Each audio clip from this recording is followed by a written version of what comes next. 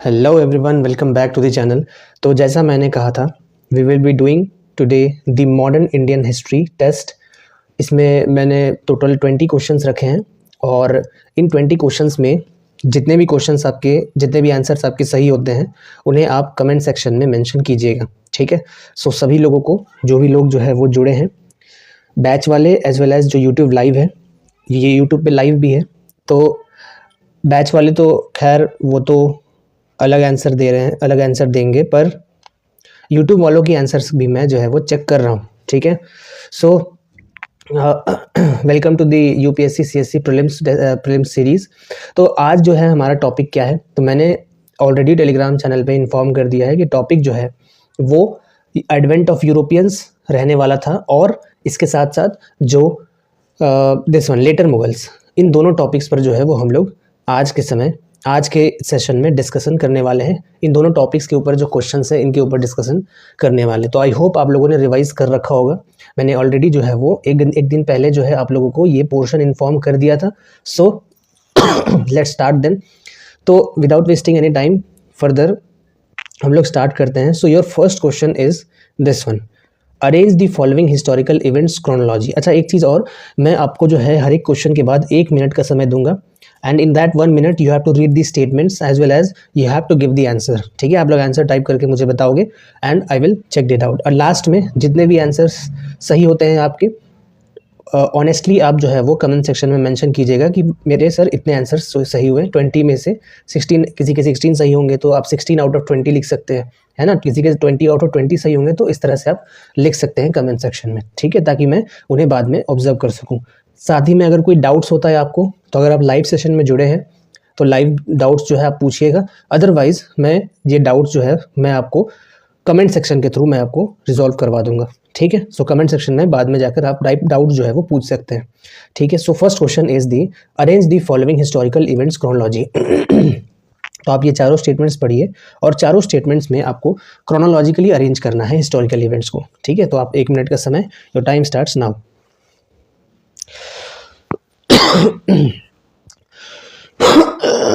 I'm sorry.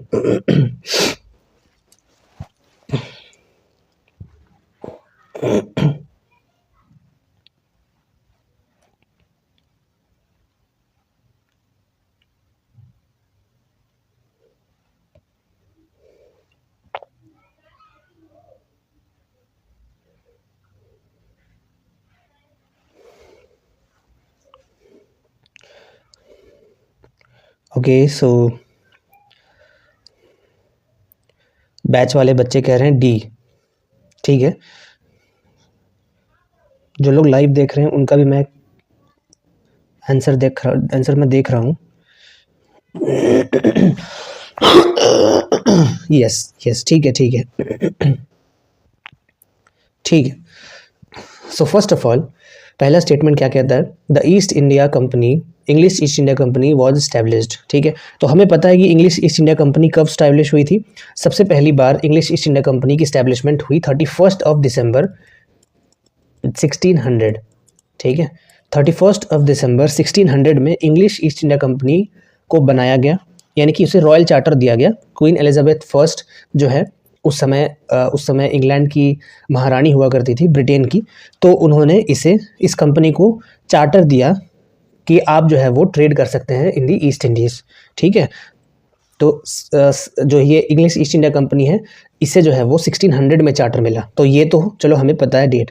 Second, Vasco da Gama discovered the sea route to India. तो बच्चों को पता होता है कि वास्को डी गामा जो है वो भारत में सबसे पहले कब आया, तो मई 1948 सॉरी मैंने उल्टा बोल दिया, 1498 मई 1498 में वास्को डी गामा इंडिया आया। इंडिया में पर्टिकुलरली कहाँ पे, कैलीकट जो कोझिकोडे है केरला का, वहाँ पर ये लैंड किया, मालाबार कोस्ट में है ये।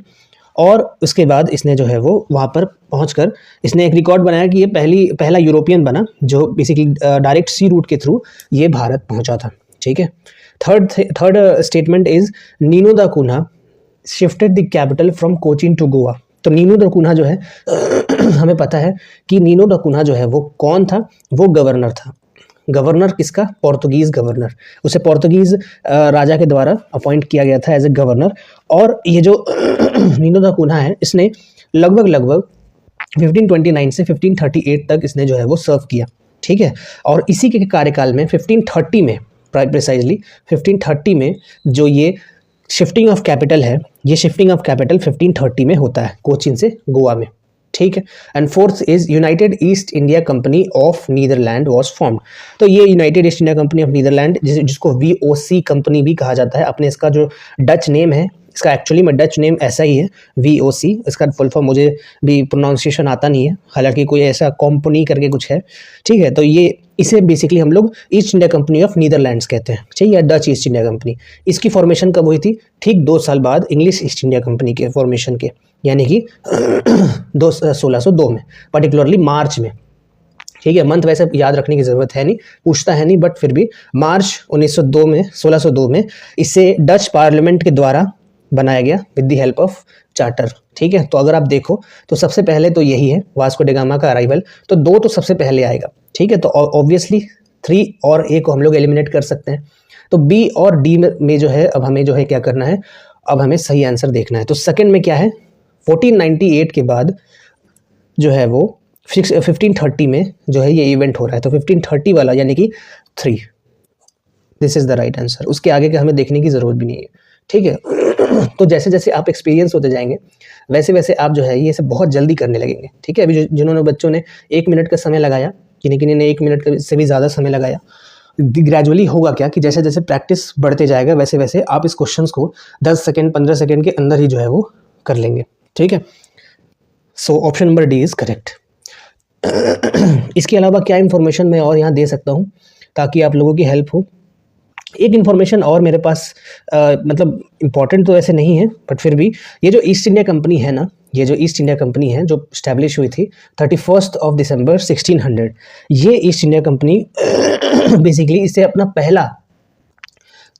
पहला वोएज, समुद्री यात्रा जिसे कहते हैं, इसने अपना पहला वोएज जो है वो किसके अंडर में किया था? तो हालांकि नाम याद रखने की ज़रूरत नहीं है, जेम्स लैंकेस्टर, ठीक है, जेम्स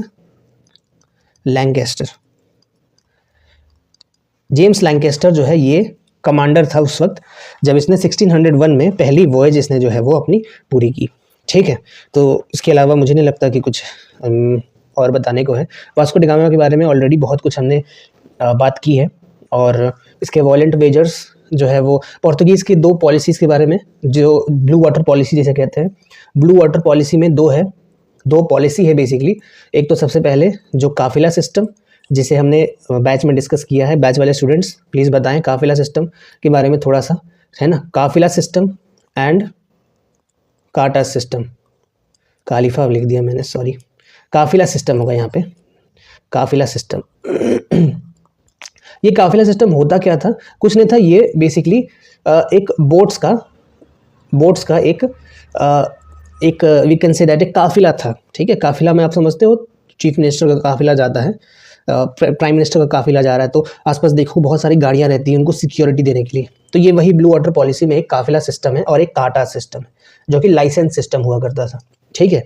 तो ये हमने बात कर रखी है ऑलरेडी, ठीक है। अब यहाँ पर मैं बहुत डिटेल में नहीं बता रहा हूँ क्योंकि बहुत लंबा हो जाएगा सेशन, मुझे छोटा ही रखना है सेशन को। I will complete this in around 1 hour, 1 घंटे के अंडर में हम लोग कंप्लीट करना चाहते हैं। सो वो सब बाकी बातें जो हैं वो बाद में किसी दिन मैं सेशन लेके आऊँगा उस दिन, okay. Now second, consider the following pairs. तो पेयर आपको जो है वो देखना है कि कौन सा पेयर सही नहीं है, नॉट करेक्ट पूछा है, ध्यान से, ठीक है। Your time starts now.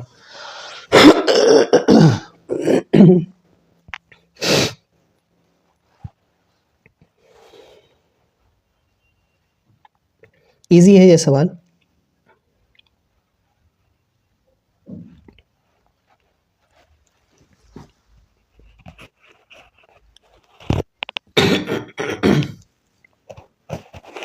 Okay तो ज़्यादा समय तो लगेगा नहीं इसमें। नॉट करेक्ट पूछा है तो साफ साफ आप लोगों को पता होना चाहिए फोर्ट विलियम के बारे में। अच्छा, अभी भी बहुत सारे लोग आंसर दे रहे हैं, ठीक है ठीक है ठीक है।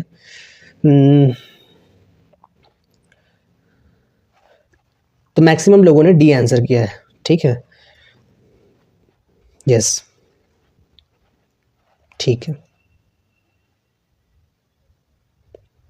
Okay. So first of all Madras. तो मद्रास की अगर हम लोग बात करें अच्छा, फोर्ट विलियम की हम लोग पहले बात करते हैं। फोर्ट विलियम जो है ये कहाँ पे है? ये कैलकाटा में लोकेटेड है। फोर्ट विलियम जो है वो कहाँ पे है? कैलकाटा में लोकेटेड है। ठीक है, ये फोर्ट विलियम जो है किसके नाम पे रखा गया है? फोर्ट विलियम जो है इंग्लैंड के जो इंग्लैंड के किंग हैं विलियम द थर्ड, तो विलियम द थर्ड के नाम पे जो है इसमें इस फोर्ट का नाम जो है वो रखा गया है। ठीक है, और ये बनाया कब गया था? लगभग 1696 के बीच में। ठीक है, 1696 से लेकर 1702 के बीच में। प्रिसाइजली ईयर तो 1700 माना जाता है, 1699 1700 माना जाता है, लेकिन इसी बीच जो है वो इनको बेसिकली ज़मींदारी मिल गई थी, है ना। 3 गाँव की ज़मींदारी मिली थी। कौन कौन से गाँव हैं मुझे कमेंट सेक्शन में बताइए आप लोग। ठीक है, 3 गाँव हैं, और वो 3 गाँव में बेसिकली जो कैलकाटा शहर है उसे बनाया गया था, और उस कैलकाटा शहर में फोर्ट विलियम का निर्माण किया गया था। ठीक है, तो फोर्ट विलियम जो है ये तो हो गया कैलकाटा का, तो ये ऑब्वियसली गलत हो गया। Now talking about this one, Fort Saint David. Fort Saint David जो है, ये फोर्ट सेंट डेविड कहाँ पे है? ये है मद्रास में। ठीक है, तो ये उल्टा हो गया, ये होगा मद्रास में Fort Saint David. Fort Saint David जो है ये मद्रास में बनाया गया था, कब? अराउंड 1690। ये भी उसी आसपास जो है वो बनाया गया था 1690 में। और बेसिकली ये सब फोर्ट्स बनाते क्यों थे? वो लोग अपने प्रोटेक्शन के लिए। ठीक है, तो फोर्ट्स का 2 काम हुआ करता था। एक तो सबसे पहले वो तो एक अपनी जो ट्रेडिंग आउटपोस्ट है उसे प्रोटेक्शन मिले, और दूसरी चीज़ कि खुद के सोल्जर्स अगर डिप्लॉय करने हो तो उन्हें भी जो है वो डिप्लॉय किया जा सकता है। ठीक है, कहीं अटैक हुआ अगर ट्रेडिंग फैक्ट्री में, तो पोर्ट जो ये फोर्ट है, ये फोर्ट से जो है वो सोल्जर्स डिप्लॉय किए जा सकते हैं अलग अलग रीजन्स में। ठीक है, और तीसरा Fort Saint George. Fort Saint George कहाँ पे? ये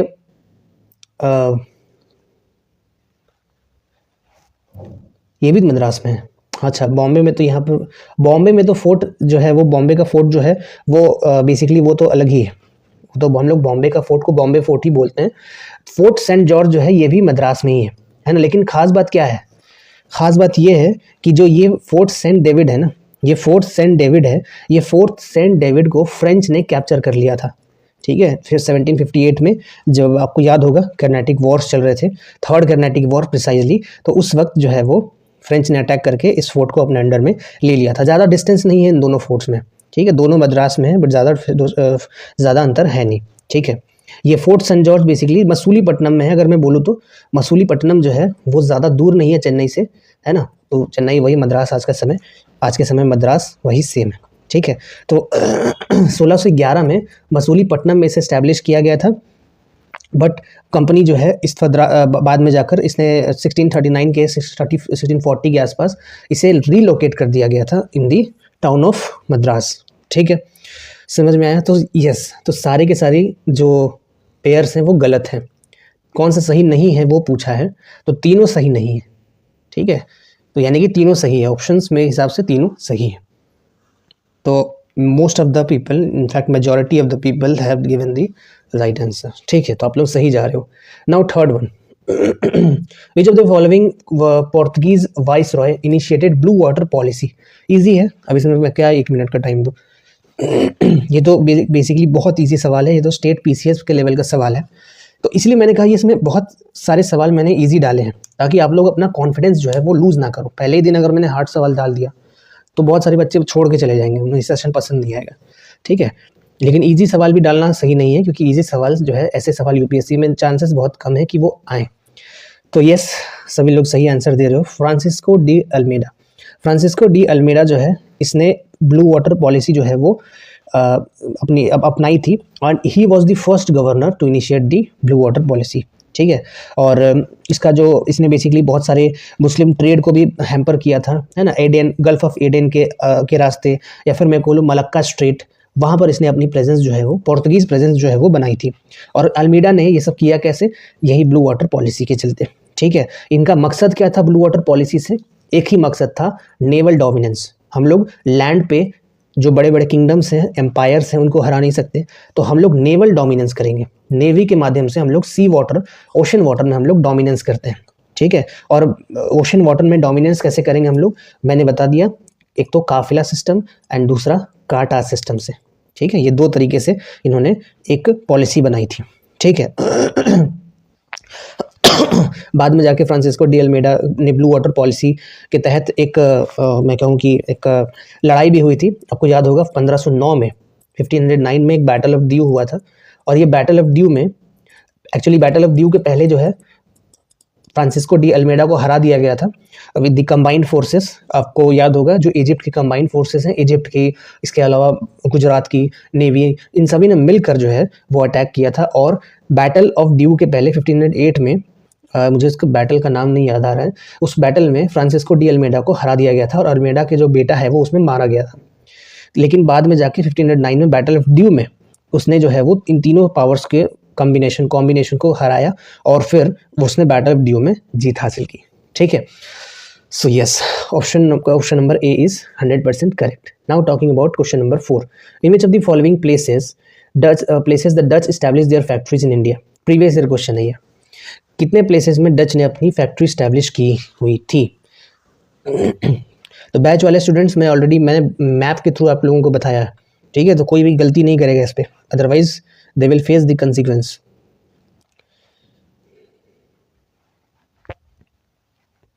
यस,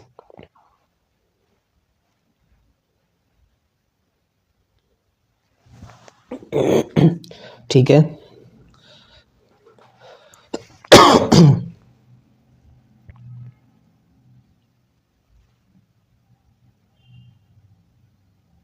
ओके,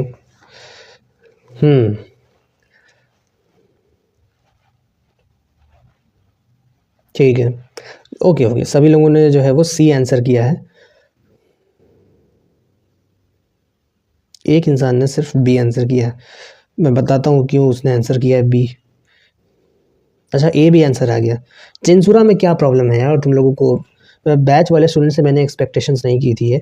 मैंने ऑलरेडी जो है वो बैटल ऑफ चिंसुरा में बताया था कि भाई डच प्रेजेंस है वहाँ पे, अदरवाइज ये बैटल ऑफ चिंसुरा में डच क्यों हेल्प करते, है ना। सो ये तो मतलब आप रीड नहीं कर रहे हो तभी ये पॉसिबल है ना। C is the correct, majority students 90% students ने सी आंसर किया है। ठीक है, तो ये चारों के चारों डच फैक्ट्रीज जो है वो चारों के चारों जो फैक्ट्रीज है वहाँ पर डच का प्रेजेंस था। ठीक है, चारों एरियाज़ में डच ने अपनी फैक्ट्रीज बनाई थी। और मसूलीपट्टनम तो जिसने गलत किया है मैं तो बोलूँगा कि आप पढ़ाई छोड़ दो। मसूलीपट्टनम में डच की फर्स्ट फैक्ट्री थी यार, first factory was in the Dutch Masulipatnam. कौन से साल में, साल बताओ मुझे। 1605, रहने दो मैं ही बता दिया। 1605 में फर्स्ट फैक्ट्री मसूलीपट्टनम में डच की स्टैब्लिश हुई थी। ठीक है, इसके बाद अगर हम लोग बात करें बंगाल में, तो बंगाल में अगर आप याद करो तो इन्होंने जो है वो लेट 1620 के बाद इन्होंने बंगाल में जो है वो अपना कदम बढ़ाना शुरू कर दिया था, है ना। इसके अलावा पुलिकट की अगर हम लोग बात करें तो याद करो 1609 सूरत और मसूलीपट्टनम के बाद पुलिकट जो है उन्होंने डच ने अपनी फैक्ट्री पुलिकट में बनाई थी। और चिंसुरा को तो कौन भूल सकता है, बैटल ऑफ चिंसुरा 1756, है ना। बैटल ऑफ चिंसुरा भी हुई थी। चिंसुरा इसलिए हुई थी क्योंकि ये चिंसुरा जो है वो यहाँ पर डच की फैक्ट्री हुआ करती थी। और मैंने 56 बोल दिया ना, आई एम सॉरी 1759 कहीं बुक्स में 1760 भी लिखा रहता है, दोनों सही है। ठीक है, तो बैटल ऑफ चिंसुरा में जो बंगाल से भागकर मीर जाफ़र, बंगाल से उनको जो है वो बेसिकली उनको जो है उन्होंने जो है अलायंस बना लिया था डच के साथ ताकि ब्रिटिशर्स को भगा सके, बट वो हार गए थे, है ना। तो चिंसुरा जो है वहाँ पर डच की फैक्ट्रीज थी। तो ऑल फोर आर करेक्ट, चारों सही है। जिन्होंने भी सी आंसर किया है well and good, very good. ठीक है, मेजॉरिटी ऑफ द स्टूडेंट्स ने सही आंसर किया है। ठीक है, now next thing, question number 5। Question number 5 क्या कहता है, English East India company, let me zoom it, English East India Company made smooth. अच्छा, आप लोग स्टेटमेंट पढ़िए first, consider the following statement. आपको बताना है कौन सा स्टेटमेंट, कितने स्टेटमेंट सही हैं इसमें से। ठीक है,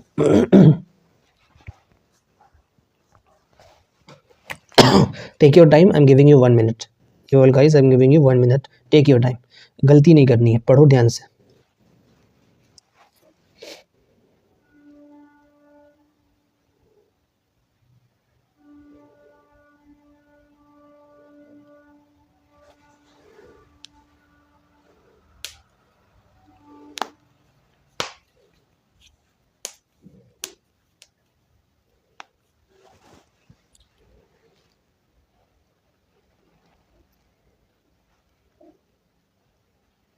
One student has given the answer.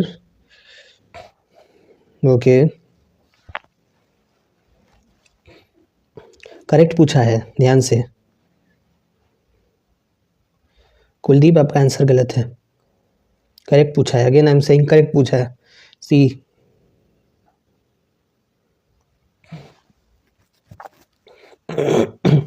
यार आप लोग बैच वाले स्टूडेंट्स हो, आप लोगों से मुझे ये उम्मीद तो है नहीं, इसका मतलब मैंने रिवाइज किया नहीं है। ये क्वेश्चन अब हर एक स्टेटमेंट तो मैं क्लास में नहीं करवाऊंगा ना, ये आप लोगों को खुद से दिमाग लगाना है। क्या दिमाग लगाना है? English East India Company made smooth progress in India. क्या इंग्लिश ईस्ट इंडिया कंपनी का स्मूथ प्रोग्रेस हुआ था? English East India company India में आई और उसने जो है वो आते आते उनको फैक्ट्री मिल गई, उन्होंने फैक्ट्री में प्रोडक्शन भी शुरू कर दिया, फिर वो बंगाल भी जीत गई। इतना ईजी था क्या?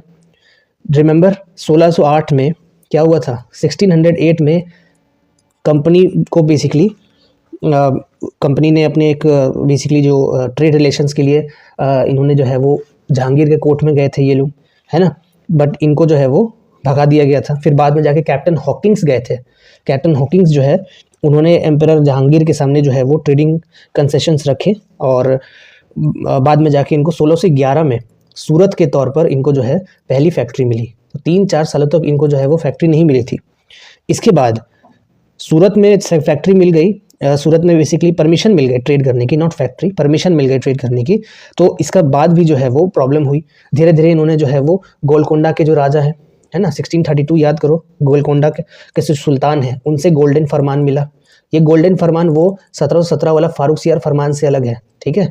1632 में इनको मिला, फिर 1717 में इनको गोल्डन फरमान मिला, नॉट गोल्डन फरमान, फारूक सियार फरमान। इस फारूक सियार फरमान के बाद इनको जो है वो बेसिकली थोड़ी बहुत जो है इनकी ट्रेड जो है वो बढ़ गई। 1700 मतलब आप समझो कि 100 सालों तक इंग्लिश ईस्ट इंडिया कंपनी को ज़्यादा कुछ खास हाथ लगा नहीं था। So how can you say that English East India Company made smooth progress in India? ये तो 100% गलत है, ठीक है। Second, the Dutch exhibited a considerable interest in empire building. क्या डच एम्पायर बिल्डिंग करने आए थे? तो हमने स्टार्टिंग में ही देखा था जब हमारा जो एडवेंट ऑफ यूरोपियन शुरू हुआ था कि डच जो है they were concerning only of the trade. उनको सिर्फ ट्रेड से मतलब था, उनको किसी भी तरह की कोई भी इंटरेस्ट नहीं थी for building an empire in India. In fact उनको इंडिया में भी ज़्यादा कोई खास इंटरेस्ट नहीं था। इनका मेन एरिया कहाँ पर था? इनका मेन एरिया इंडोनेशिया था, है ना। वहीं पर स्पाइस का ट्रेड हुआ करता था, वहीं पर स्पाइसेस बहुत ज़्यादा हुआ करते थे, आज भी वहाँ पे ज़्यादा स्पाइसेस होते हैं। तो यहाँ से इंडोनेशिया से ये लोग स्पाइसेस जो है वो लेकर जाते थे। इंडिया में भी ये प्रेजेंट थे, लेकिन जो इंडोनेशियन स्पाइस लैंड है वहाँ इनका जो है वो मेन प्रेजेंस था, क्योंकि वहाँ पर इनका कमर्शियल इंटरेस्ट ज़्यादा अच्छा था, ठीक है। So that's why this statement is also 110% wrong. Third, the French were the last Europeans to come to India for trade. तो yes, 100% this statement is correct. ये स्टेटमेंट सही है, फ्रेंच जो है वो लास्ट आए थे। मुझे कौन बताएगा? एक ऑर्डर बताओ मुझे, कौन पहले आया कौन बाद में आया? Give me the order. I am asking both of you, batch के वाले भी और जो यूट्यूब में लाइव देख रहे हैं उनसे भी मैं पूछ रहा हूँ। Tell me the correct sequence of the companies arrived in India या Europeans arrived in India.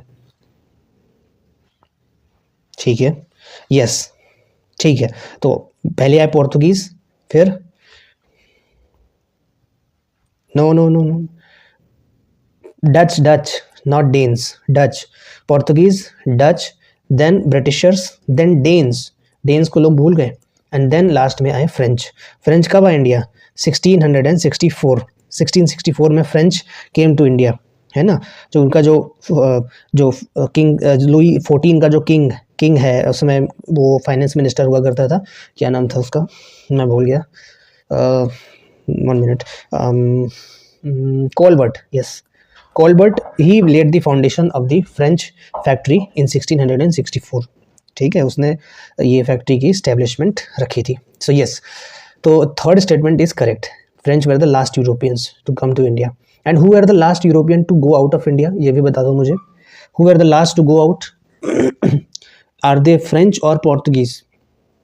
So yes, Portuguese were the last to go out of India. ऐसे उनका प्रेजेंस एक्चुअली में बहुत लिमिटेड था पोर्तुगीज का, बट फिर भी था at least. Fourth, the Portuguese showed A notable level of religious tolerance. उफ, क्या स्टेटमेंट है ये! रिलीजियस टॉलरेंस पोर्तुगीज ने दिखाया। ये तो वही बात हो गई कि जो है वो जो टाइगर है वो हिरन को देख के वो क्या करे, वो टॉलरेंस दिखाए। ये तो वही बात होगी, ठीक है। So this statement is 110% wrong. Religious tolerance उनमें था ही नहीं। पोर्तुगीज़ जो है वो तो मिशन लेकर आए थे कि भाई हमें पूरे के पूरे इंडिया को क्रिश्चियनिटी में कन्वर्ट करना है, नॉट इंडिया बट प्राइमरली जो रीजन है वहाँ पर हमें क्रिश्चियनिटी स्प्रेड करना है ना। जो भी टेरिटरी हम कॉलोनाइज कर रहे हैं वहाँ पर we have to spread the Christianity. They were conservatives.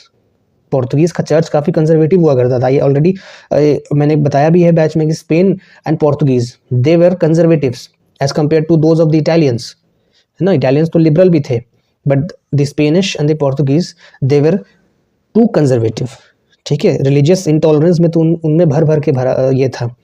तो दैट्स वाई, जैसे फॉर एग्जांपल पोर्तुगीज़ के जो बिटर एनिमीज थे वो कौन से थे? मुस्लिम्स। जो अफ्रीका के जो मुस्लिम पीपल है, जो उनको मूर्स कहा जाता है, दे वर दी, ये कट्टर दुश्मन थे पोर्तुगीज़ के, ठीक है। और जैसे ही वो इंडिया में प्रवेश हुए उन्होंने जो है वो अपना पोर्तुगीज़ ने अपनी क्रिश्चियनिटी रिलीजन जो है वो प्रमोट करनी शुरू कर दी। और पहले तो वो मुस्लिम को ही परसिक्यूट किया करते थे, पर बाद में जाकर इनकी जो इनटॉलरेंस पॉलिसी है ये हिंदू रिलीजन तक भी जो है वो आ गई। तो पहले वो सिर्फ मुस्लिम्स के लिए इंटॉलरेंट थे, बट बाद में जाकर वो हिंदू के लिए भी इंटॉलरेंट हो गए, ठीक है। गोवा में जब उन्होंने, इनफैक्ट गोवा में मैं बताऊं, गोवा में इन्होंने इंक्विजिशन चला के रखा था। जैसा स्पेनिश इंक्विजिशन चलता था वैसा इन्होंने गोवा में इंक्विजिशन चला के रखे थे कि जो भी अगर वहाँ पर कोई भी दूसरे धर्म का रिलीजन है और दूसरे धर्म का व्यक्ति है और वहाँ पर उसने जो है वो कुछ भी गलत बोल दिया क्रिश्चियनिटी के ऊपर, धर्म के बारे में, तो फिर वहाँ पर जो है उसे फांसी पर चढ़ाया जाएगा। सो यस, 5 का जो है 5 नंबर का सिर्फ एक स्टेटमेंट सही है, ए। जिन्होंने भी ए दिया है, यस दे आर करेक्ट, ठीक है। तो हाँ, मैं मानता हूँ ये क्वेश्चन जो है इसका डिफिकल्टी लेवल इतना भी हार्ड नहीं था, मीडियम था, मीडियम डिफिकल्टी लेवल था, बट यस सॉल्व किया जा सकता था, है ना। So now question number 6 in the context of British advent in India arrange the following events in chronological order. आपको क्रोनोलॉजिकल ऑर्डर में इन इवेंट्स को अरेंज करना है। First thing is the William Hawkins arrived at Jahangir Court. British king was given Bombay as dowry for marrying a Portuguese princess, and the company gets the lease of the Madras from the local king. थोड़ा सा typical है।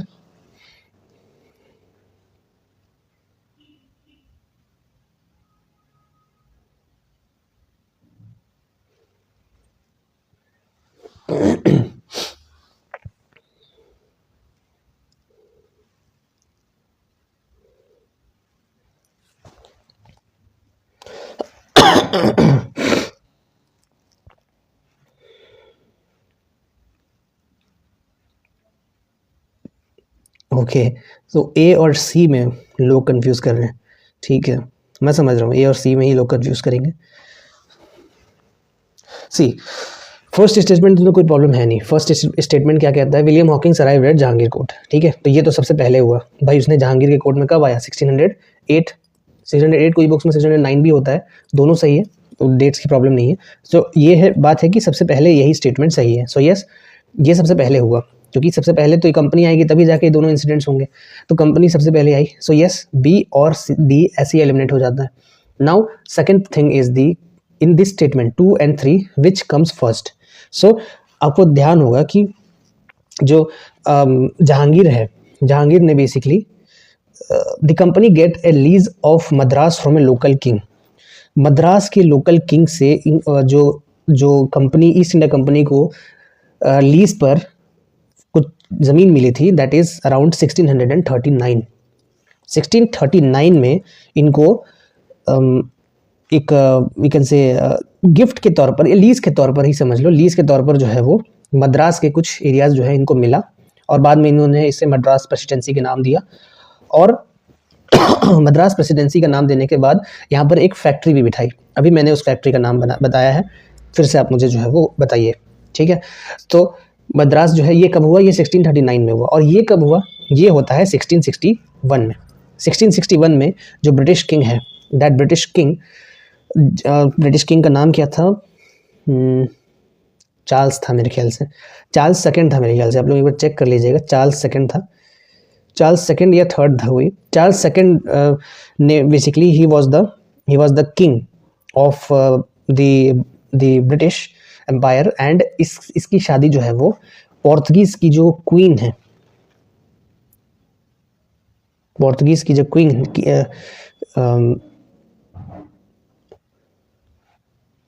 क्या नाम था उनका? ब्रिगेंजा करके कुछ नाम था, Catherine Braganza, yes Catherine Braganza, ठीक है।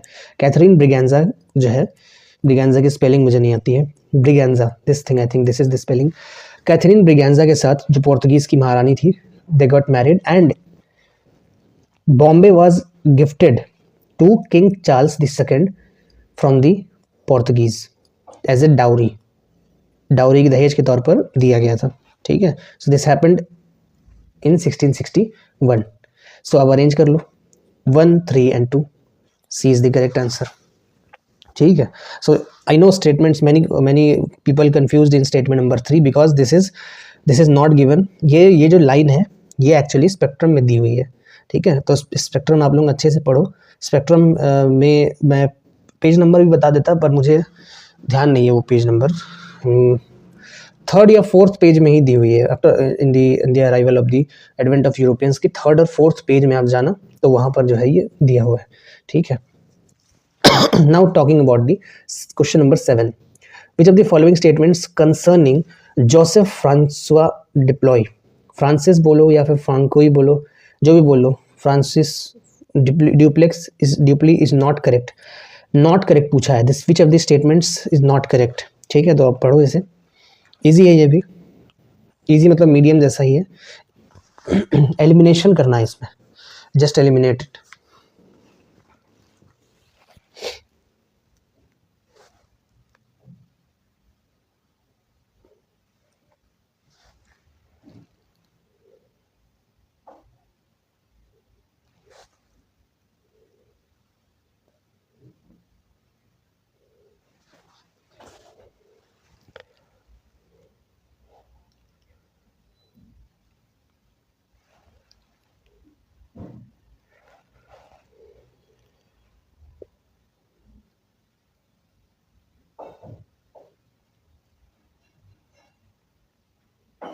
Okay, so yes, most of the people are giving correct answer.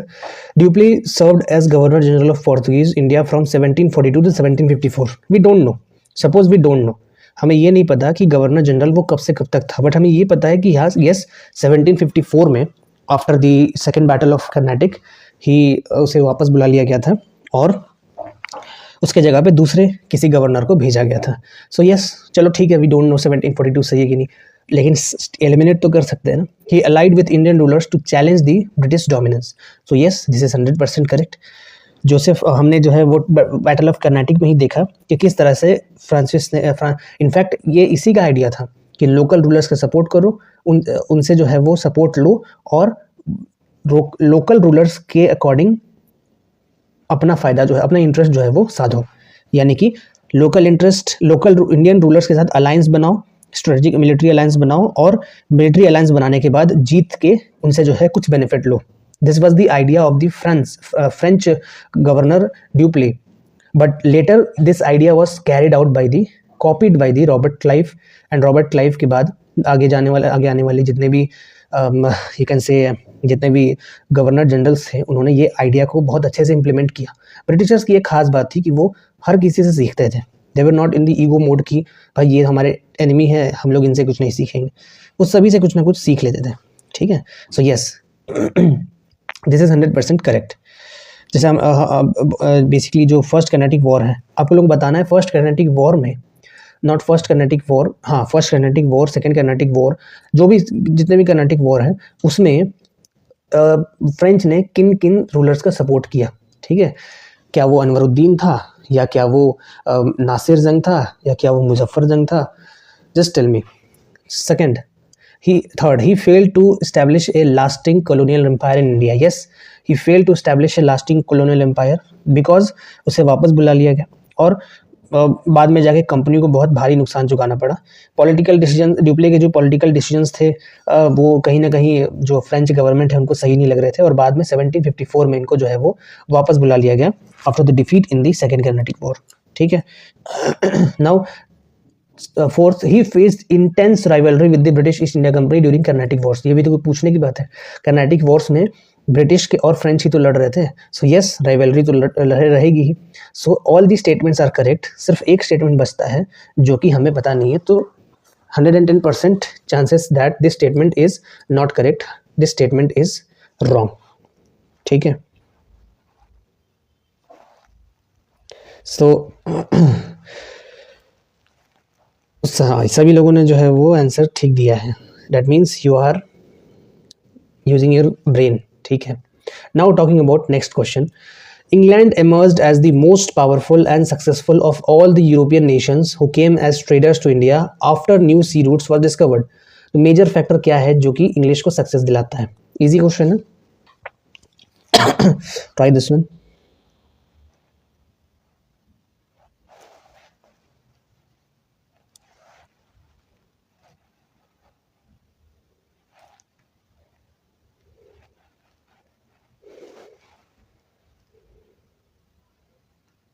ठीक है, यस यस, बाकी लोग भी सही कर रहे हो, good. Okay, so first is naval superiority. तो नेवल सुपीरियरिटी तो है वो, नेवल सुपीरियरिटी जो है वो एक बहुत बड़ा डोमिनेंट फैक्टर है। वी ऑल नो इंग्लिश जो है देवर क्वाइट, उनके पास जो है वो काफ़ी अच्छी खासी नेवी थी। स्टार्टिंग में नहीं थी लेकिन ग्रेजुअली जो है उन्होंने डेवलप कर ली थी, है ना। तो ब्रिटिश रॉयल नेवी जो है that was one of the largest and most strongest of that time, है ना। जब उन्होंने जो है स्पेनिश आर्माडा को हराया था, स्पेनिश आर्माडा उस वक्त तक जो है वो एक अनडिफीटेबल आर्माडा माना जाता था।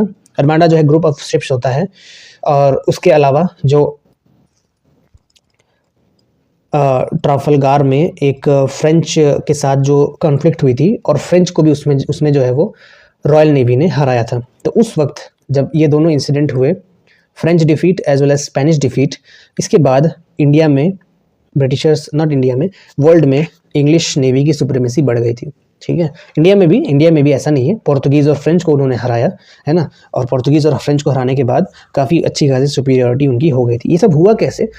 पर्टिकुलरली आफ्टर इंडस्ट्रियल रिवोल्यूशन, है ना। इंडस्ट्रियल रिवोल्यूशन जब ब्रिटेन में पीक पर था, या फिर मैं बोलूँ तेज़ी पकड़ा आफ्टर 1740s के बाद 20s से ही शुरू हो गया था, लेकिन 1730s 40s तक जो है इंडस्ट्रियल रिवोल्यूशन ब्रिटेन में काफ़ी हद तक स्प्रेड हो चुका था।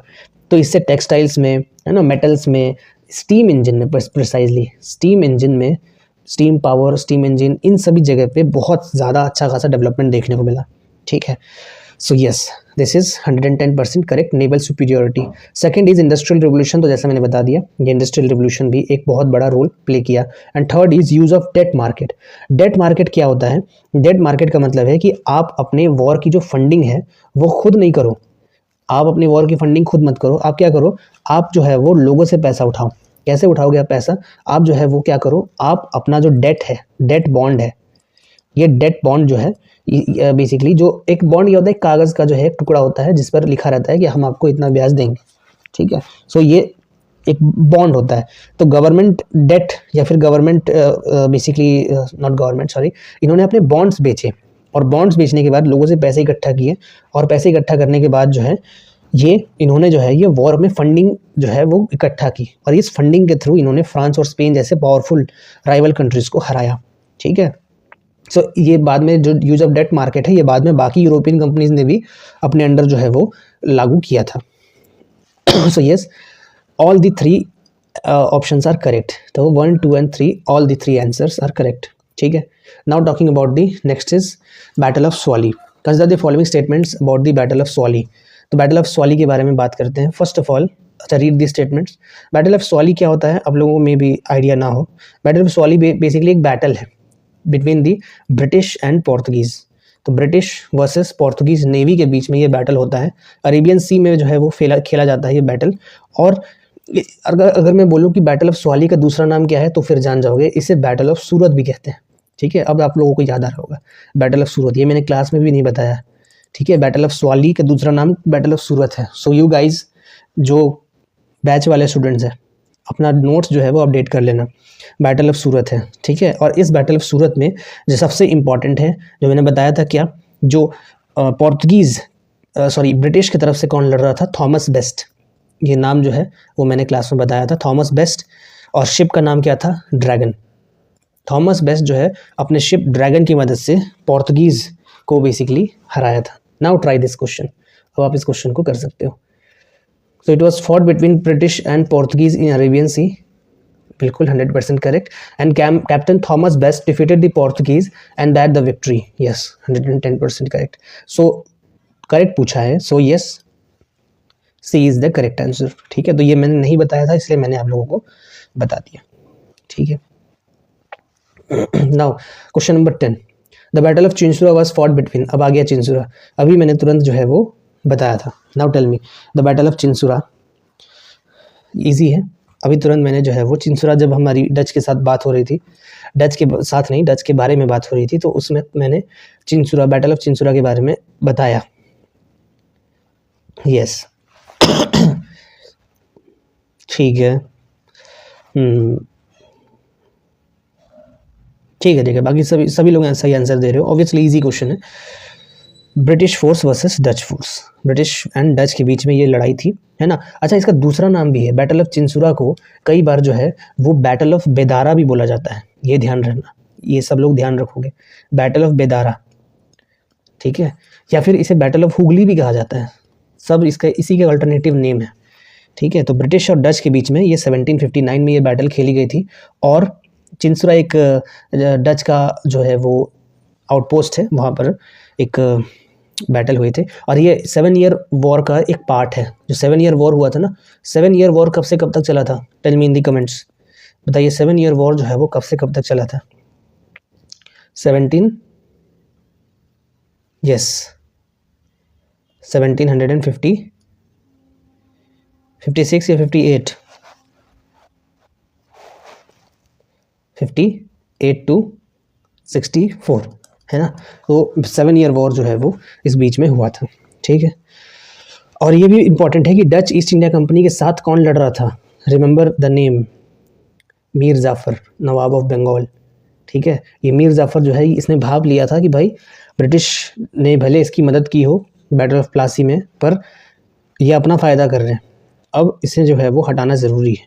ठीक है, तो ब्रिटिश अंडर दी, अब कैप्टन अगर आप नाम याद रख सको कौन था इसका लीडर ब्रिटेन की तरफ से, तो इसका नाम था कर्नल फ्रांसिस फोर्ड।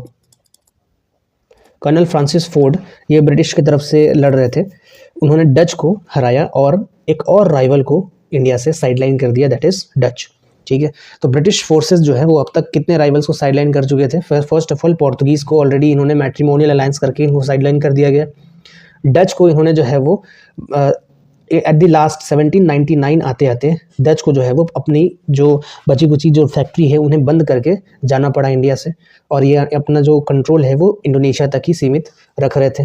ठीक है, नेक्स्ट इज दी बचे के कौन, फ्रेंच एंड कौन से पावर है वो, हाँ हो तो गया, पोर्तुगीज़ चले गए, पोर्तुगीज़ ख़त्म, इसके अलावा डच भी ख़त्म, अब बचे सिर्फ फ्रेंच, वो भी कर्नाटिक वॉर में ख़त्म हो गए। सो French after the defeat of Carnatic war, third Carnatic war जो है उसके बाद फ्रेंच जो है वो हमेशा के लिए ख़त्म हो गए थे। हाँ, उसके बाद उन्होंने ट्राई किया बहुत, लेकिन सक्सेस हाथ नहीं लगी। ठीक है, so next question, which of the following treaties is related to the first Carnatic war, first Carnatic war जो है उससे कौन सी ट्रीटी रिलेटेड है, ईजी है, उसमें ज़्यादा सवाल मैं क्या ही टाइम दूँ। ठीक है, यस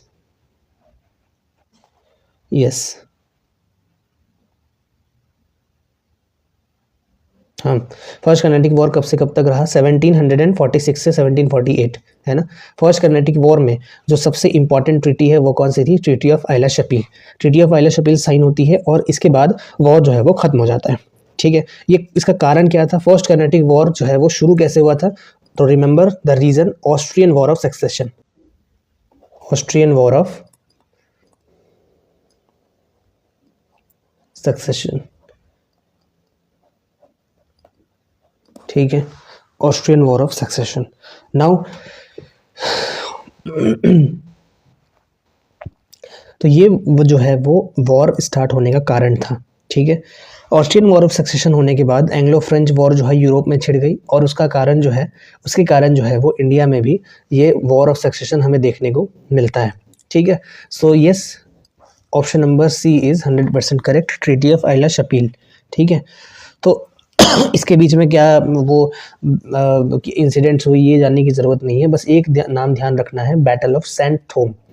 ये बैटल होती है हर एक, मैंने ऑलरेडी कर्नाटिक वॉर में हर एक बैटल, हर एक रीज़न और कौन सा ईयर में हुआ था, कौन सी पार्टीज इन्वॉल्व थी, ये सभी के सभी का लिस्ट दिया हुआ है मैंने, तो उन्हें रट लो बैठ के, ठीक है। ये बहुत इंपॉर्टेंट है, पूछा जाता है बार बार, तो ठीक है। तो बैटल ऑफ सेंट थोम जो है, ये जिसे बैटल ऑफ मद्रास भी कहा जाता है, दिस बैटल ऑफ सेंट थोम और बैटल ऑफ मद्रास, ये बैटल जो है वो हुई थी इन दी फर्स्ट कर्नाटिक वॉर। और इस बैटल में बाद में जाके, पहले तो फ्रेंच जीत रहे थे, बाद में जाके जो है वो ब्रिटिशर्स ने जो है वो जीत हासिल कर ली, ठीक है। जीत भी क्या बोलूँ मैं, एक तरह से टाई ही रह गया। अगर फ्रेंच जो है वो इंडिया में जीत गए थे, पर ब्रिटिशर्स यूरोप में जीत गए थे, इस तरह से था, ठीक है। तो ट्रीटी ऑफ आइला शपील जो है वो, this was the treaty signed after the first Carnatic war, ठीक है।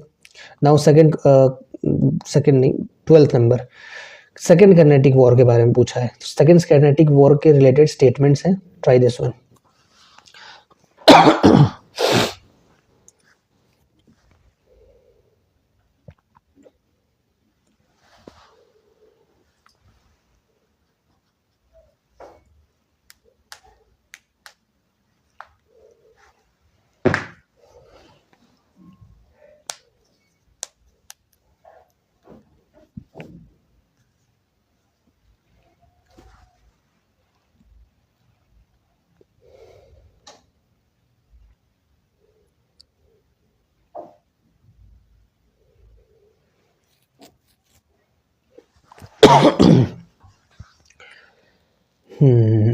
ये भी इजी है, मतलब इजी में क्या बोलूँ, जिन्होंने पढ़ा है उनके लिए तो सब इजी है, जिन्होंने नहीं पढ़ा उनके लिए सब हार्ड है, ठीक है। So first of all yes, ठीक है, मेजॉरिटी स्टूडेंट्स आर करेक्ट, कुछ लोग गलत कर रहे हो, मैं समझ गया क्यों गलत कर रहे हो, कन्फ्यूजन है और रिवीजन की कमी। First of all, Nasir Jung accession to the Hyderabad throne was the immediate cause of the war. Remember, immediate cause में मैंने क्या लिखवाया था, इमीडिएट कॉज में मैंने लिखवाया था साफ साफ कि जो निज़ाम का बेटा है, ये नासिर जंग जो है ये निज़ाम का बेटा है ना।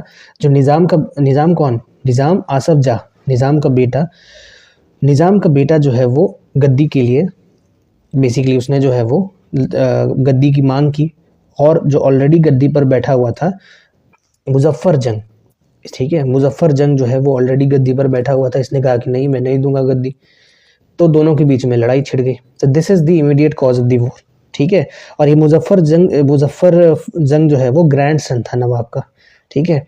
तो ये जो नासिर जंग है, इसने कहा कि मुगल एम्पायर ने मुझे अपॉइंट किया as a governor, but Muzaffar Jung का कहना था कि नहीं, मरते समय जो आसफ जाह है उसने मुझे अपॉइंट करके गए थे, वो मुझे अपॉइंट करके गए थे।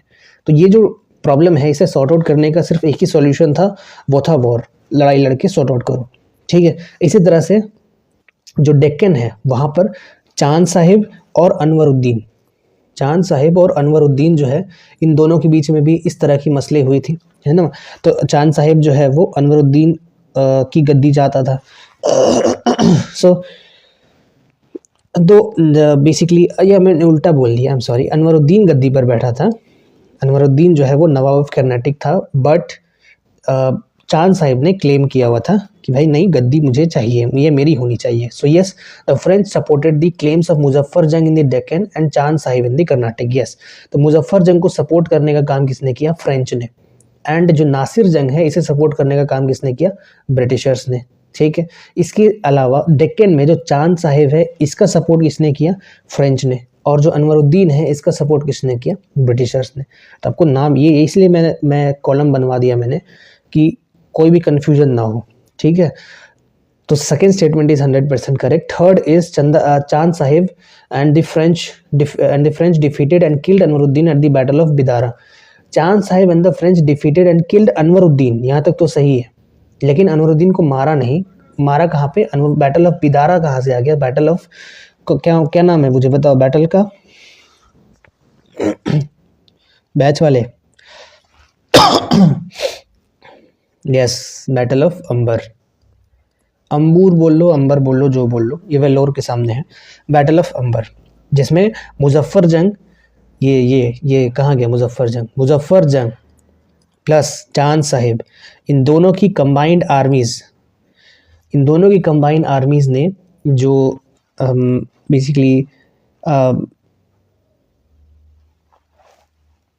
इन दोनों की कंबाइंड आर्मीज़ को हराया गया, फ्रेंच भी थे साथ में, इन दोनों की तीनों की कंबाइंड आर्मी को हरा दिया गया।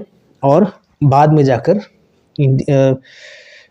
मैंने उल्टा बोल दिया, आई एम सॉरी, मैं खुद कंफ्यूज हो रहा हूँ। ये तीनों की कंबाइंड आर्मीज़ ने हराया किसे? हराया अनवरुद्दीन को। अनवरुद्दीन यानी कि जो ब्रिटिशर्स के खेमे में था, अनवरुद्दीन को जो है वो 1749 में जब ये बैटल हुआ तो इसमें अनवरुद्दीन जो है वो मारा गया। ठीक है, तो ये सब कुछ कहानी है, बहुत डिटेल में जाने की अभी तो खैर ज़रूरत नहीं है, क्लास में हमने कर रखा है ऑलरेडी। ठीक है, now talking about the next question, that is 13। Again second Carnatic war से ही रिलेटेड है, तो आप लोग करो इसे।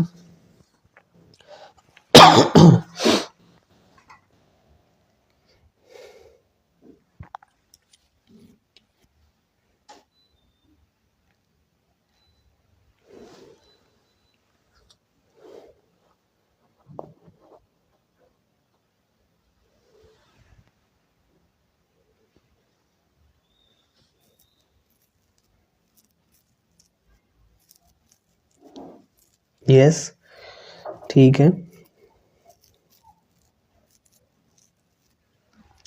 So after an initial defeat, Britishers under Robert Clive attacked and captured Arcot.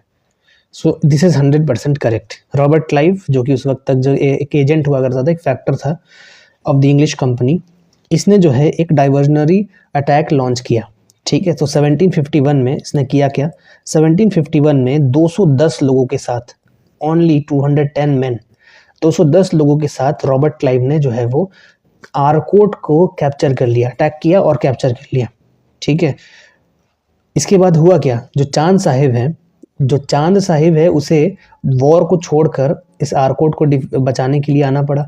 And इसके अलावा जब आरकोट को बचाने के लिए चांद साहिब की आर्मी वहाँ से चली गई, वहाँ वो उस बैटल फील्ड से चली गई, तो चांद साहिब जो है उसको 53 दिनों तक जो है उस चांद साहिब और उसकी आर्मी को, लगभग 4000 की आर्मी थी चांद साहिब के पास, 4000 प्लस आर्मी को इसने जो है वो कैपिटल में रोक कर रखा। इसने जो है वो वहाँ पर जो है वो रॉबर्ट क्लाइव ने एक सीज डाल दिया था कैपिटल में, आरकोट में, और 53 दिनों तक जो है वो घुसने नहीं दिया। और 53 दिन तक जब घुसने नहीं दिया तो लड़ाई वहीं पर जो है वो चांद साहिब जो है वो हार चुका था।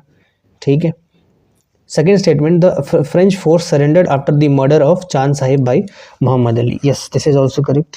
ठीक है, सो फ्रेंच फोर्सेस ने सरेंडर कर दिया। चांद साहिब जो वहाँ पर पहुँचा था, चांद साहिब का जो है वो बेसिकली उसका मर्डर किया गया। मोहम्मद अली ने ही खुद जो है मर्डर किया, क्योंकि मोहम्मद अली कौन था? मोहम्मद अली जो है वो अनवरुद्दीन का बेटा था, और अनवरुद्दीन को भी मारा गया था 1749 में इसी तरह से।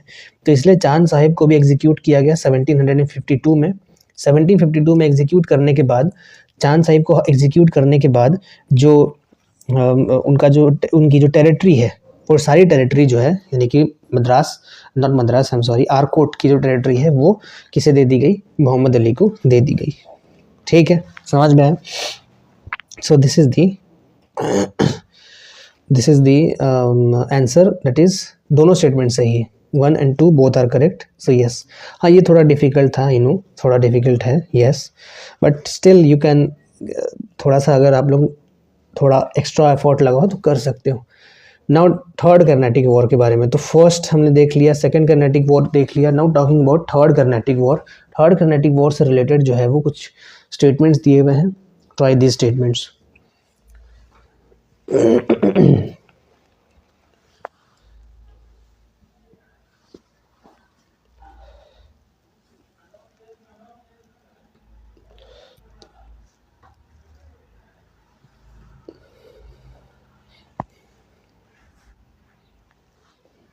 ये तो मेरे ख्याल से इजी है।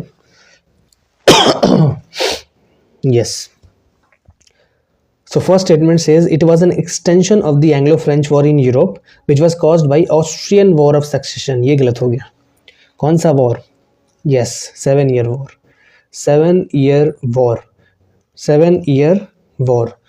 कब से कब तक, 1756 टू 63, क्योंकि बुक्स में 58 भी रहता है, 58 56 दोनों सही है, ठीक है। मैंने 58 ऊपर लिखा है, 56 यहाँ लिखा है, तो इसका मतलब ये मत समझना कि मैंने गलत लिखा है, दोनों सही है। 58 भी लिख सकते हो, क्योंकि 58 से अगर काउंट करोगे तो ठीक बैठ रहा है। एक्चुअली तो लड़ाई जो है 58 से 63 तक ही हुई थी, लेकिन 56 में जो है ये लड़ाई जो है एक्चुअली में थोड़ा सा माहौल बनना शुरू हो गया था। जैसा वॉर के पहले जो है तो होता है ना प्रील्यूज, कि कुछ माहौल बनता है, कुछ एक आध अटैक हो जाता है, तो उस तरह से जो है वो 1-2 साल तक चला था, ठीक है। तो 7 year war between this thing. तो कर्नाटिक वॉर जो है वो भी 1758 से 63 के बीच में ही चली थी, थर्ड कर्नाटिक वॉर, ठीक है। तो third Carnatic war was the reason of 7 year war, not the Austrian war of succession. Austrian war of succession किसका रीजन था? फर्स्ट कर्नाटिक वॉर, यस सही आप लोग जा रहे हो, ठीक है, फर्स्ट कर्नाटिक वॉर। तो इसमें हुआ क्या, battle of Wandiwash 1760, part of third Carnatic war, 100% correct. Battle of Wandiwash होता है, और ये वॉन्डिवोश जो है ये वंदावासी जो कि तमिलनाडु में है, ये ब्रिटिशर्स ने इसको वॉन्डिवोश कर दिया, ठीक है। तो यस, ये this statement is incorrect, 2 is correct. Third statement, the British army under the command of Robert Clive defeated the French army under count Thomas Arthur de Lally, 100% correct. Count de Lally, he was the French army जो Dupleix को वापस भेज दिया गया था। Remember 1756 में duplex वापस चला गया था, बट 1756 में वापस जाने के बाद काउंट द लैली को जो है वो as a governor, as a we can say that leader बना के भेजा गया, बट इतना केपेबल नहीं था ये, एंड ही वाज डिफीटेड, ठीक है। तो इनिशियली फ्रेंच आर्मी ने कुछ जो सेंट डेविड फोर्ट और बाकी जो विजयनगरम के आसपास वाले एरिया को कैप्चर किया था, बट बाद में जाकर इंग्लिश ने 1760 में जब ये बैटल हुआ वॉन्डिवोश, इसमें जीत हासिल की, तो ऑलरेडी सब कुछ खत्म था, ठीक है। अच्छा, इंग्लिश की तरफ से कौन लड़ रहा था? तो रिमेंबर द नेम, आयर कूट, ठीक है, बहुत इंपॉर्टेंट नेम है आयर कूट, ठीक है। तो आयर कूट was from the English, he defeated the French army under the count de लैली, ठीक है। सो यस, ये स्टेटमेंट भी सही हो गया। सो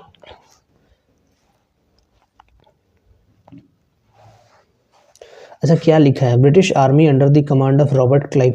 ओहो, अच्छा, तभी आप लोग यहाँ गलत बोल रहे हो। Yes yes yes, I am sorry, Robert Clive लिखा है यहाँ। Okay okay okay, I got it, ठीक है ठीक है, आप लोग सही हो। यस, रॉबर्ट क्लाइव लिखा है, आयर कूट was the person. Robert Clive जो है वो इस वक्त तक जो है वो जा चुका था। रॉबर्ट क्लाइव तो वहाँ इंग्लैंड में मज़े कर रहा था। 1760 के बाद इवेंट टू द इंग्लैंड वापस चला गया। वो कब आएगा? वो आया 1765 में प्रिसाइजली, ट्रीटी ऑफ इलाहाबाद करने के लिए आया था। रिमेंबर कि उसे बुलाया गया था, ट्रीटी ऑफ इलाहाबाद के लिए बुलाया गया था स्पेशली लंदन से, तो इसलिए yes, only one statement is correct, ठीक है। Yes, you guys is correct. Now question number 15, pair arrange करना है। Consider the following pairs, treaty of Whitehall, treaty of Sutanati and treaty of Ryswick. Hard question है, do this।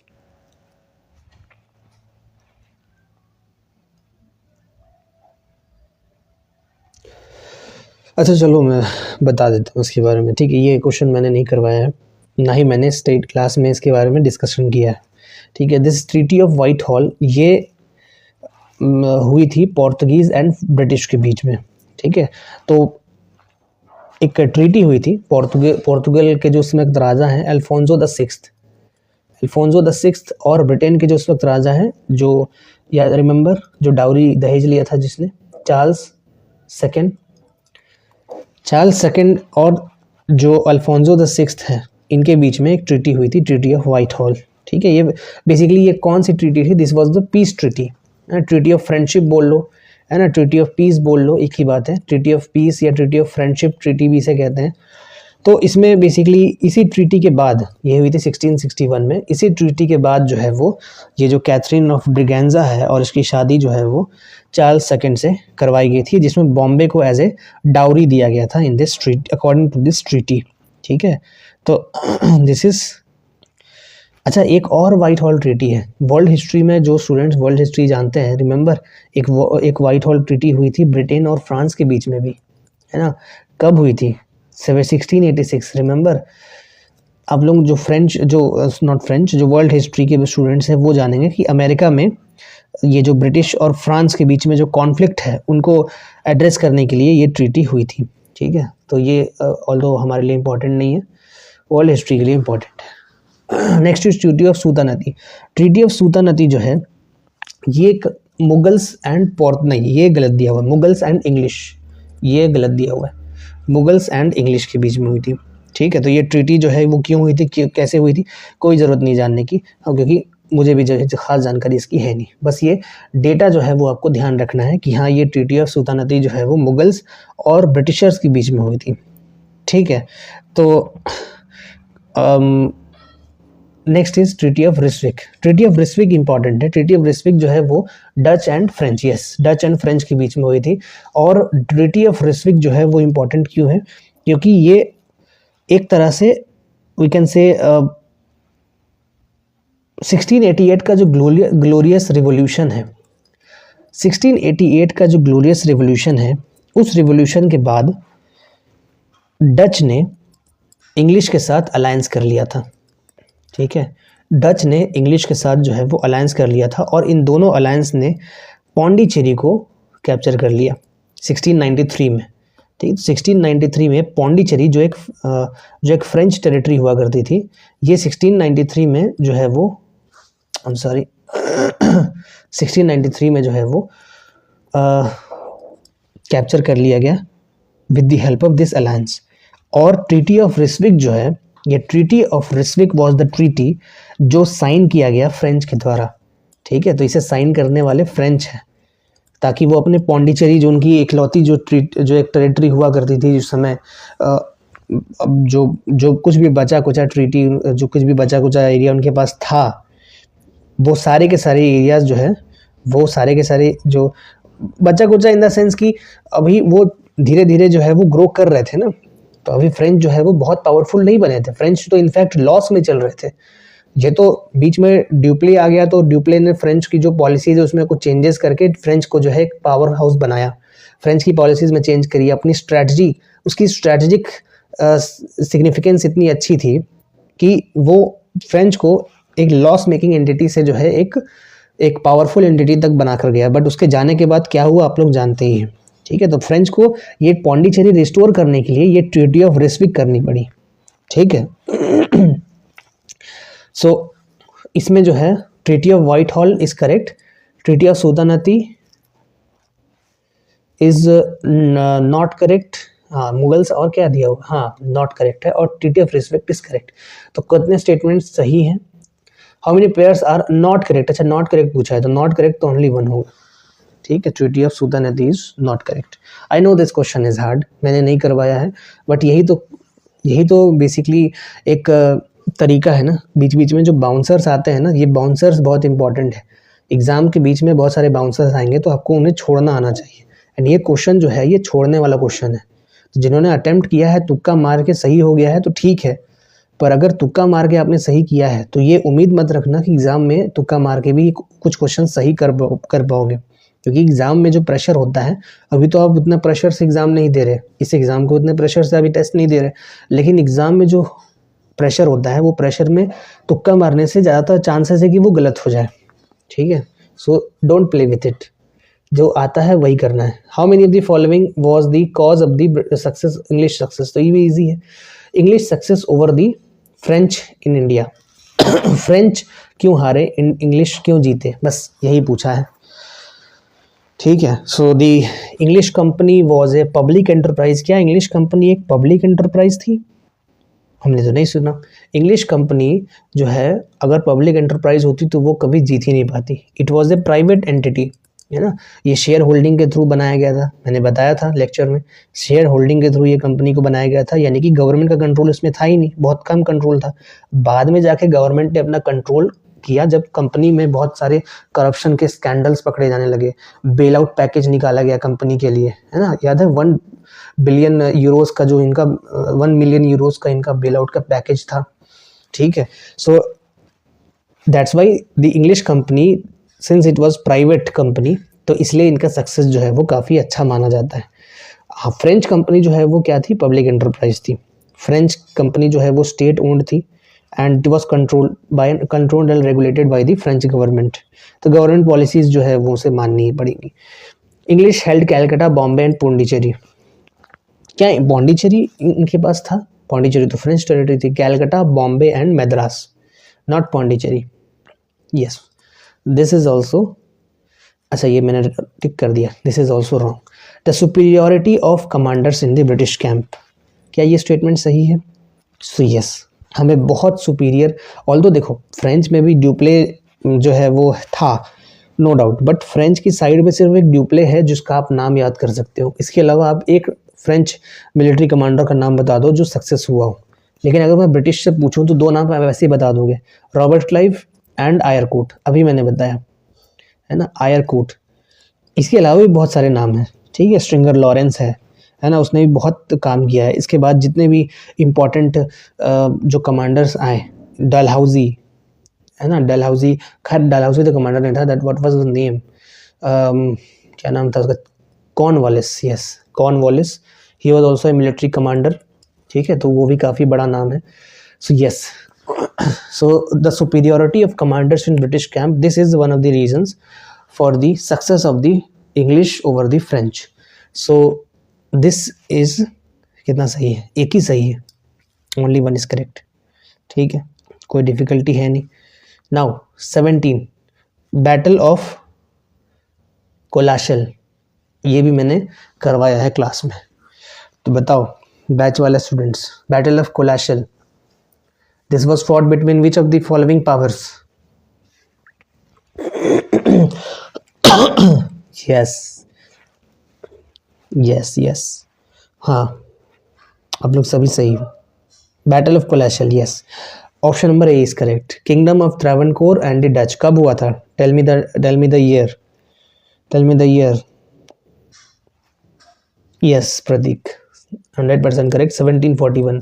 1741 में जो kingdom of Travancore है, kingdom of Travancore, इनके और Dutch east India company के बीच में एक बैटल हुई थी, that is called battle of Colachel, ठीक है। और इसमें जो है किंग, नाम क्या था राजा का? Tell me the name. Marthanda Varma, है ना, या नाम याद होगा आपको, मार्टंड वर्मा। मार्टंड वर्मा जो है डच के साथ जो है वो, इनकी आर्मी जो है वो टकराई थी, और इसमें जीता कौन था? Obviously kingdom of Travancore one this war. और इस वॉर के बाद डच जो है वो बेसिकली, उनकी डिफीट इतनी ज़्यादा सिग्निफिकेंट थी कि वो कभी भी अपना जो कॉलोनियल पावर है वापस रीगेन नहीं कर पाए, ठीक है। तो ये बैटल को as a first victory of Asians celebrate किया जाता है, तो ये भी मैंने बताया हुआ है, first victory of Asians over Europeans. पहली बार कोई यूरोपियंस को हराने का काम एशियन के द्वारा किया गया। यानी कि अब तो हो क्या रहा था कि जितने भी किंगडम्स लड़ रहे थे वो सभी किंगडम्स जो है वो हार रहे थे। चाहे वो आप एयरकोट देख लो, उसमें भी जो है वो कहीं ना कहीं यूरोपियंस ही जीत रहे थे, भले फ्रेंच जीते इंग्लिश जीते उससे कोई मतलब नहीं, यूरोपियंस जीत रहे थे। इसके अलावा आप हैदराबाद देखो, हैदराबाद में भी सेम कहानी है। But Marthanda Varma was the person who defeated the Dutch and इतनी बुरी तरह से इनको हराया कि ये कभी भी जो है वापस उस एरिया में कॉलोनियल पावर को इस्टेब्लिश नहीं कर पाए। उस एरिया में छोड़ो, इंडिया में ही इस्टेब्लिश नहीं कर पाए, ठीक है। तो 1741 के बाद डच का जो है हमें डाउनफॉल ही दिखता है। एंड इन द 1799 1800 आते आते डच की तो पूरी दुकान जो है वो बंद हो जाती है इंडिया में। Now talking about next question, that is question number 18। Which of the following Indian rulers was the first to sign the subsidiary alliance treaty with the British? ये इजी है, सब्सिडियरी अलायंस ट्रीटी जो है सबसे पहले sign किसने किया?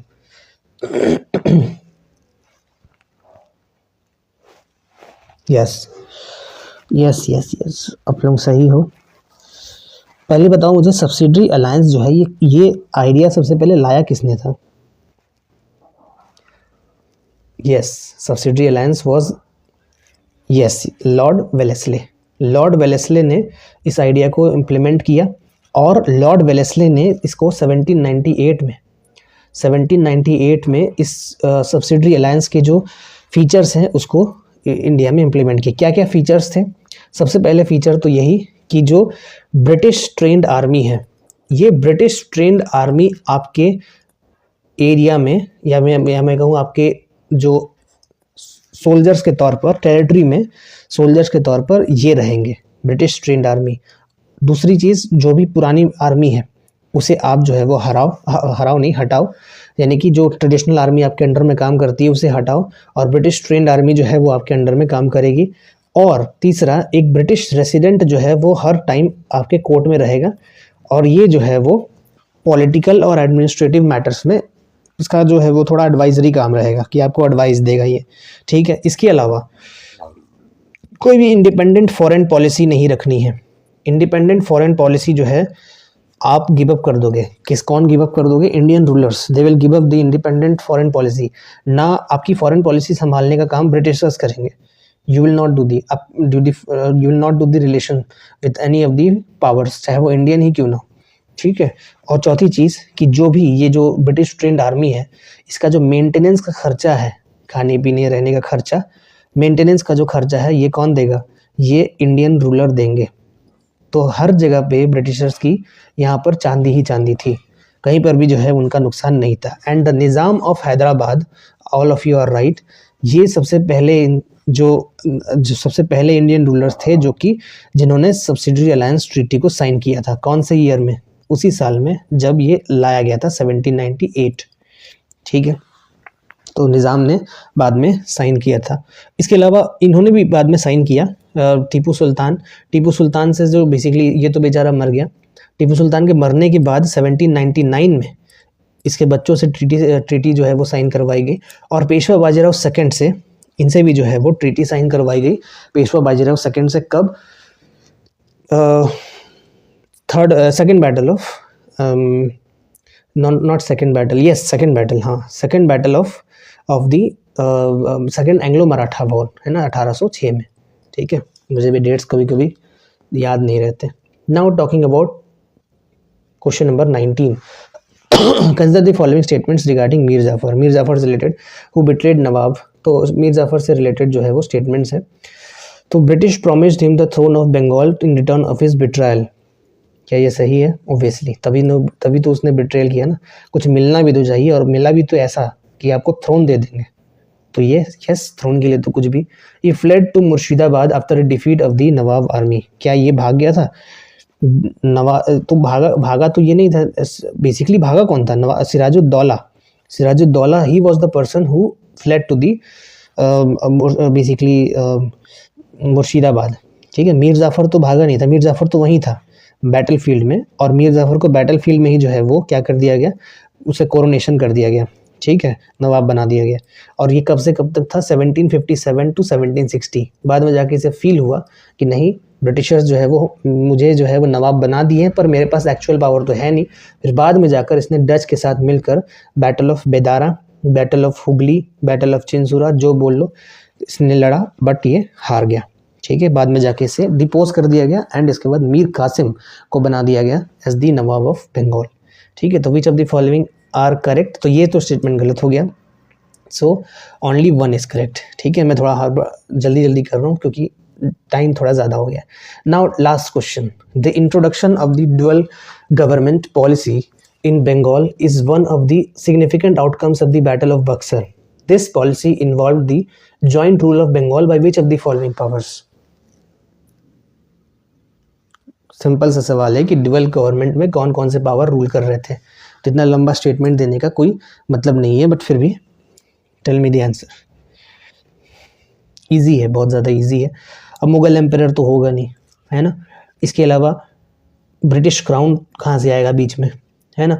इसकी तो आंसर क्या होगा? British East India company and nawab of Bengal, है ना। तो British East India company, battle of Buxar होने के बाद 1764, after the battle of Buxar, British East India company ने बेसिकली एक ट्रीटी साइन करवाई थी, ट्रीटी ऑफ इलाहाबाद।